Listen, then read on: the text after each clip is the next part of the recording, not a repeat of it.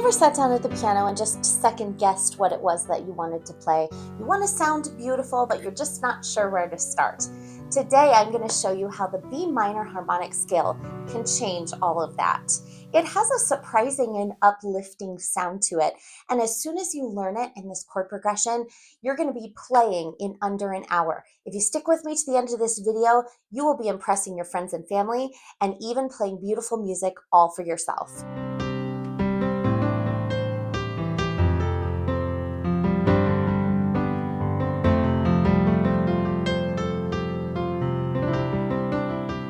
Hi, my name's Rebecca, and welcome to my piano studio. I absolutely love that you are here, and I love taking piano players just like you, no matter your comfort level, and teaching you different keys on the piano, different chord progressions, and how to play just by sitting down with no sheet music in front of you. This is something that I did not learn throughout my many years of playing the piano, even when I went into college and studied music there. Because it was so hard for me at first, I wanted to share this with you. I'm so glad that you're here, no matter your age or your stage or how long you have played the piano. So come over to the piano and we're going to start the B minor harmonic scale.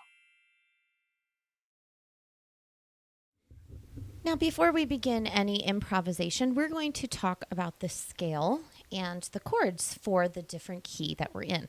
And it's always important to learn the different keys on the piano so that you know which white notes and which black notes that we're going to play and which ones we're going to skip. Now, most likely, if you are a beginner, you are familiar with C major, which is all of the white notes between C and C. And that's really easy, and I have a lot of videos on C major because we don't have to worry about any black notes. But today we're going to push ourselves a little bit. Now, first of all, we are doing the key of B minor, which is between B and B. Really quickly, what a sharp is, instead of playing the note that we say, we're going to play one note to the right of it. And so for this case, instead of an F, we would play one note to the right, which happens to be this black note. So that's one of our first sharps that we're doing. It's an F sharp, and then the second one is a C sharp. So instead of playing the C, we're going to play a C sharp. Play between B and B, but we're going to remember our F sharp and our C sharp. So here we go, starting on B. C sharp, F sharp, and then coming back down. Now that is our natural minor. However, today we're going to employ the harmonic minor. Now I know this is a lot of stuff, but it's important. As soon as you get it, it's going to be like a light bulb. So what the harmonic minor means is instead of playing the natural minor scale, which we just did with our two sharps, we're going to look for our number 7 of the scale. So let's count up 7 from B. Here we go. 1, 2, 3, 4, 5, 6, 7. That leads us to an A. So instead of playing that A, we're now going to play an A sharp. We're going to raise that 7th tone to here. So this time we have 3 sharps. Okay, so we're going to have our F sharp, C sharp, and now our A sharp because this is our raised 7. Let's hear how this sounds a little bit different. C sharp, F sharp, and now our A sharp, and then end on B, and come back down.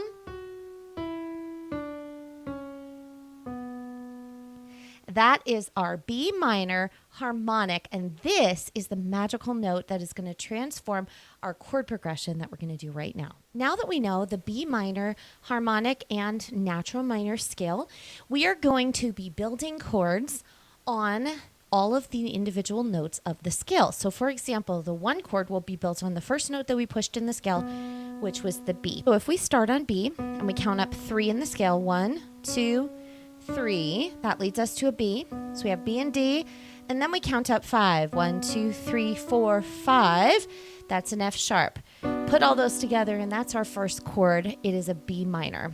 Our second chord is built on the second note of the scale, the C sharp, and we build a triad, and that is a diminished chord, C sharp diminished. Our third chord is built on the third note of the scale, the D, and that is a D major, D, F sharp, A, and that's a major chord number 3. Our fourth note of the scale is an E, and we build a chord on the 4, and that leads us to an E minor, E, G, and B. The fifth note of the scale is built on the F sharp minor. Now, we're going to build this first in the natural minor, so not including that A sharp, okay? This will just be a regular A to start with. We have an F sharp, A, C sharp. So in the natural minor, we use an F sharp minor or a minor 5. But today we're using the harmonic minor, so we're going to make that the A sharp. And then we have an F sharp major. Do you hear the difference? This is F sharp minor and F sharp major. The major is what we're going to use in our chord progression today. Our sixth is built on the G chord. That is a major chord, G, B, D, and that is a G major. And then our 7, this is in the natural minor for the 7, is built on the A. We have A, C sharp, E, an A major, and then we're back to our B. Okay, so I know that we skipped between the natural minor and the harmonic minor to create chords, but the only one that's going to affect today is our number 5, which is our F sharp minor. So I would go through all of these different chords in my right hand and in my left hand. So just go through all of them, make sure that you have them, and then when we get to our 5, do the major chord. The reason that you go through them with each of your hands is because this is going to help us in our improvisation. Then your hands are feeling the different patterns. Just make sure that you feel all those in your left hand as well before you're ready to move on to our next step. Now that we have done the root position, which are these stacked chords in our left hand, we're going to look at what a couple of them are going to be represented. So you have a choice. This time I'm not going to say that you every single time have to do a stacked chord or a representative version of that chord, which I'll show you in a second, but you get to pick and choose as you are playing, and I'm just going to leave that up to player's choice, which is you.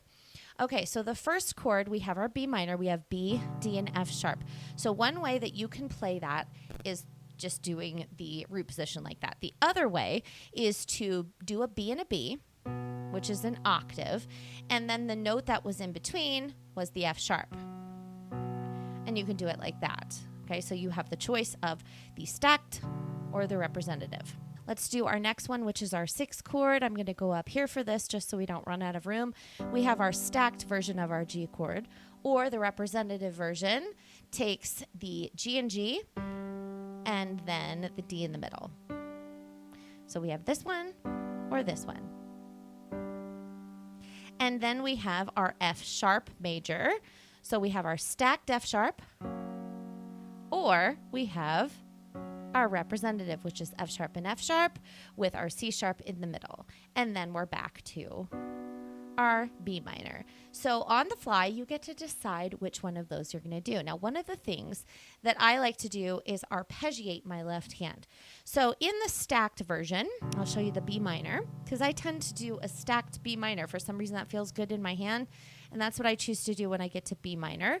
So I could do play the chord and then start at the bottom and arpeggiate it up. Or if I was going to do a representative version, I could do the same thing. You play it all together and then you could arpeggiate it. Any of those notes in between. Let's look at one more. Let's look at our G. We can do the stacked G or the representative G. So it's kind of player's choice for this as well. Any way that you want to play your left hand, you absolutely can do that. If you want to know some different left hand patterns that you can try out, I recommend this video, which is showing you a different key signature. However, it's showing you different left hand patterns that you can try, and I think are important to know as a beginner. So let me know in the comments below which one of these left hand patterns is most comfortable for you, or if you're willing to try something new. It's always great to stretch yourself and try something a little bit different. One thing that I enjoy doing is having beginners put hands together right away. But in order to prepare how to do this, I want to now do our stacked version of our chord in our right hand just so you can feel them. Okay, so let's just go through them really quickly one time. And I'm going to play the chord and then arpeggiate the chord. So let's do our 1 chord. And now our 6 chord. Arpeggiate it. F sharp. And then back to our 1 chord. So that's all that your right hand is going to be doing, where you play the chord and arpeggiate the chord and then move. Play the chord, arpeggiate the chord, and move. So your left hand is going to be just arpeggiating the chords each time. So you can either choose to do it with the stacked version or the representative version. So when you put it together, I'm going to go very slowly. It's going to sound something like this. Then you move.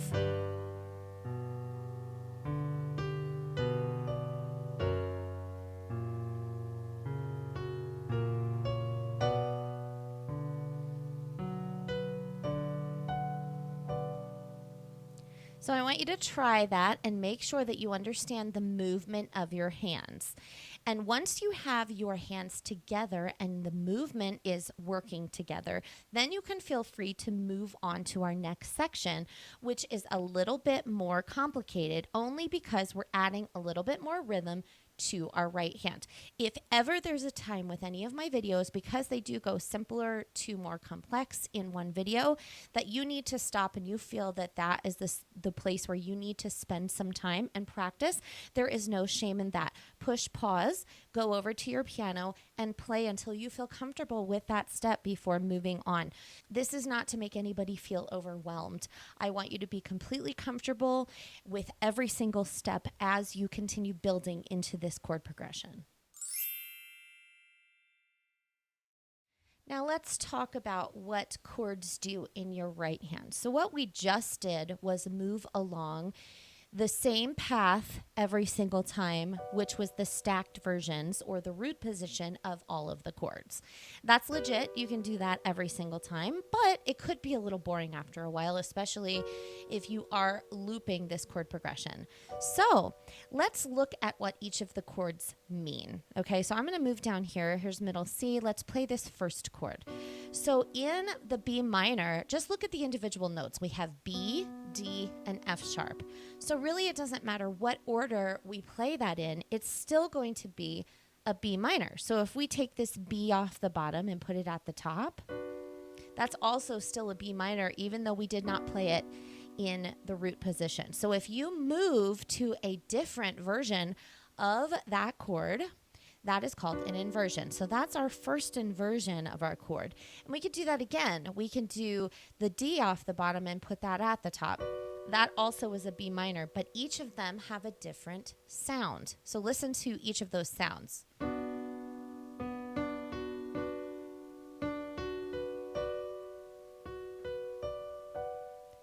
So that sounded very different, even though they were the same notes. Whatever note is on top is going to sound more like a little bit of a melody. So we can do this with every single chord. We can do that with a G, and then have our first inversion and our second inversion, and then back to our root position. We could do that with our F sharp.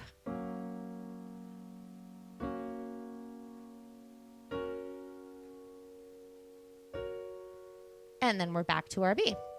That opens up a lot more variety in our playing. So this time we're going to keep our left hand largely the same as what we just did, where we can hit the chord and then arpeggiate the chord, okay, or arpeggiate the chord totally. But this time I want you to experiment with using different inversions in your playing. So all I'm going to be doing in my right hand for this exercise is to be playing different inversions of the chords, so they're not always the same. And let's see how it changes the sound from what we had previously.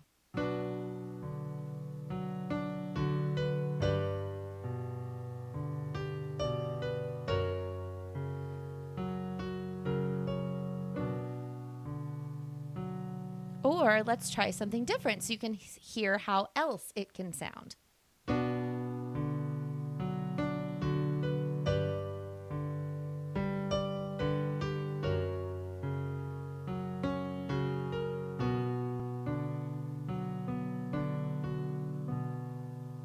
So I want you to try that. So you're trying out the different inversions with your right hand to get used to the different feelings of the patterns. We could also do this in different octaves. So this time, I'm going to try some different inversions. I'll slow down just a little bit. I'm going to try some different inversions. I can try hitting an octave up here maybe, and then trying the inversion up here at the top. Let's see if we can get our hand moving between 2 octaves this time, not by changing the patterns of what we're doing, but just changing where we're doing each of the inversions.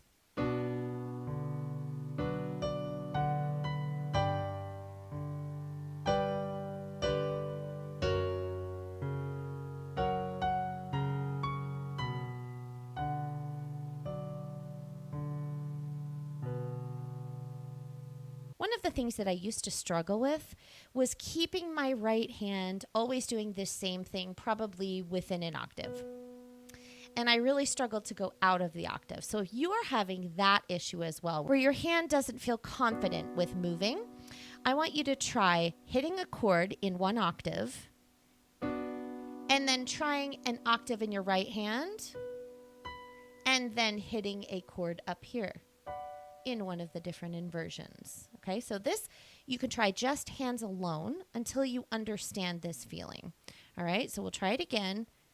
We do the chord, hit an octave, and then do the chord again with a couple different inversions. So let's try it with the G also. We'll start with this inversion of the G, and then do an octave,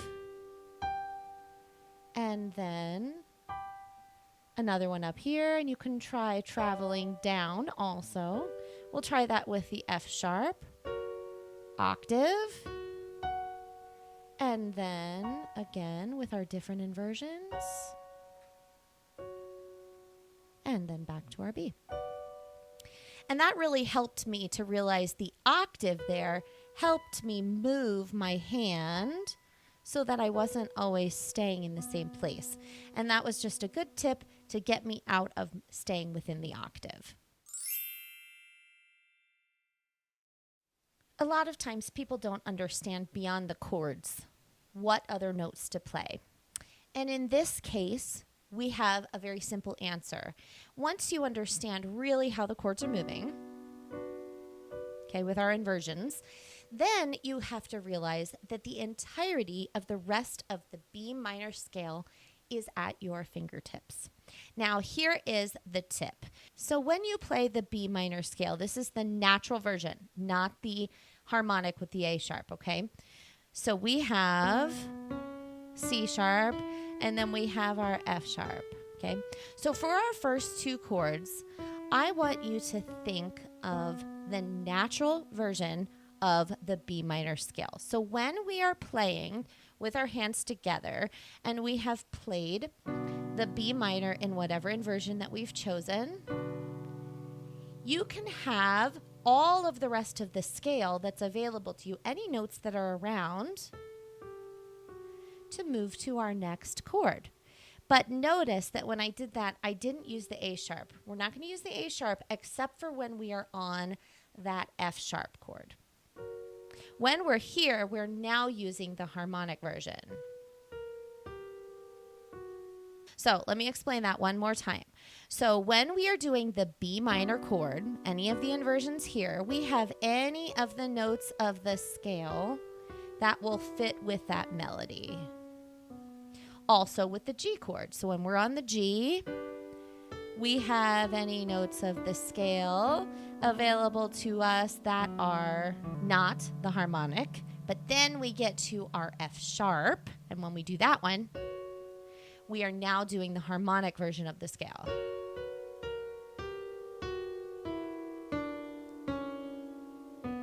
Okay, so we go natural version of the scale, natural version of the scale, harmonic version of the scale, and then natural version of the scale. All right, that's a lot, I understand. And it only changes one note, but it's going to make a difference when we put it all together. That's how we add passing tones. When you play the notes of the chord, so for example, the B minor, and you add other notes in there, Those are passing tones, and they're other notes of the scale. That's where they come from. And so that's how we can add them to our right hand.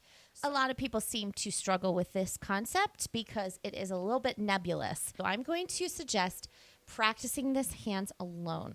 So let's try this out where we're trying a version of what our improvisation can sound like. I'm going to go kind of slowly, but add different notes of the scale in between when I am playing the chords in their inversions.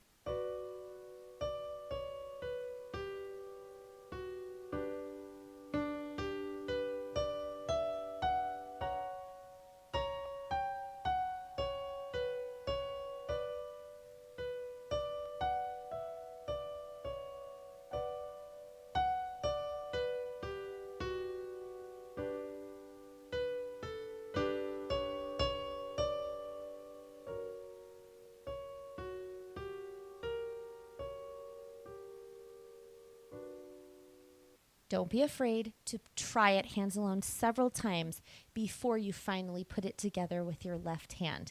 But now let's see what can happen when we put it together with our left hand.